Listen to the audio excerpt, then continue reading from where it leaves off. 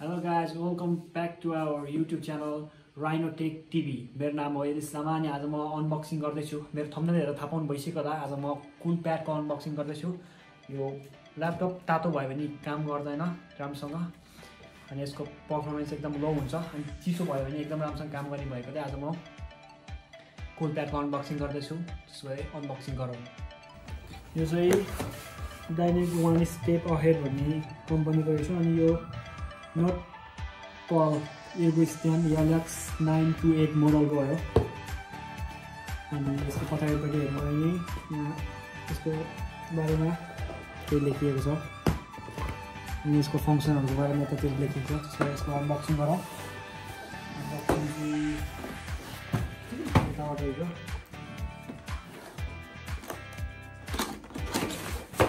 हो। वो अनि यहाँ चाहिँ USB पोर्ट पाउनुहुन्छ तपाईले।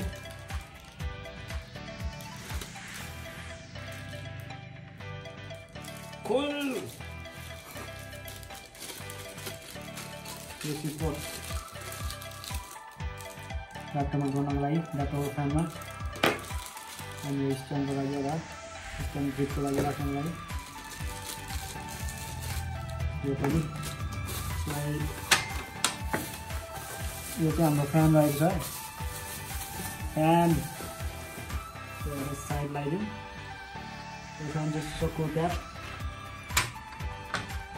अनि यो चाहिँ 5 वटा एङ्गलमा एडजस्ट गर्नु मिल्छ है।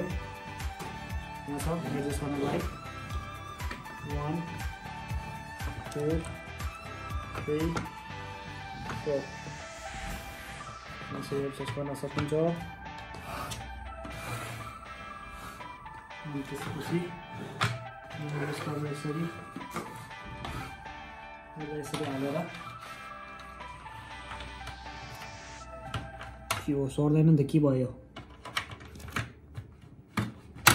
यसरी हाल्ने अनि अर्को पनि यसरी हालेर नि यसमा यसरी राखेर यो चाहिँ अलिकति अग्लो गरेर लाने अलिकति घटाएर यत्रो भइदिन्छ यसरी घटाएर त्यसलाई यसरी पोर्टमा यसरी जोडेर अनि पक्क पारामा अब यसको बल कता छ हौ यता हालेर त्यसपछि अन गर्न सकिन्छ। अनि त्यसपछि तपाईँहरूले यहाँ देख्न सक्नुहुन्छ फ्यान तल अन भइसक्यो। अन भएपछि यसको लाइट बल्छ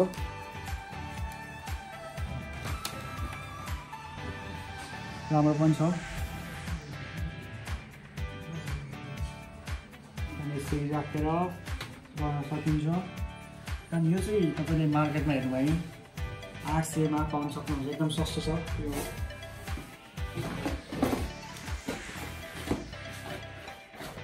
Nepal एयरबो स्ट्यान्ड RS.800 भन्ने मोडल 800 मा जम्मा एकदम सस्तोमा पाउन सक्नुहुन्छ मार्केटमा। यस मलाई चाहिँ यो एकदमै राम्रो लाग्यो किनभने यसको चाहिँ यो फ्यान फ्रेम बिनाकै फ्यान छ अनि त्यही भएर अनि यो 5 वटा लेयर एङ्गलमा यसरी एडजस्ट गर्न सक्ने भएकोले अनि यसको हेर्नु भयो भने एकदम एट्र्याक्सनको लागि बत्ती पनि यस्तो राम्रो बल्छ अनि यस एकदम राम्रो छ। तपाईँहरूले पनि हेर्नुभयो भने तपाईँहरूको ल्यापटपको लागि एकदम राम्रो हुन्छ।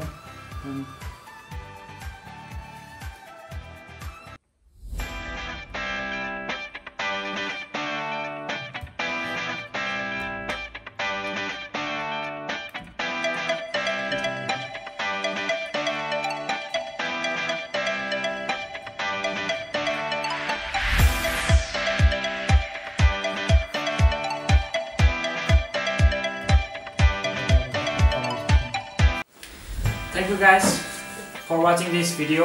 यो भिडियो मन पर्यो भने प्लिज लाइक शेयर अनि सब्स्क्राइब गर्न नबिर्सनु होला। अनि मेरो भिडियो सुरुमा तपाईले हेर्नको लागि त्यो बेल आइकनलाई पनि हिट गर्न नबिर्सनु होला। Keep watching. Thank you. Bye bye.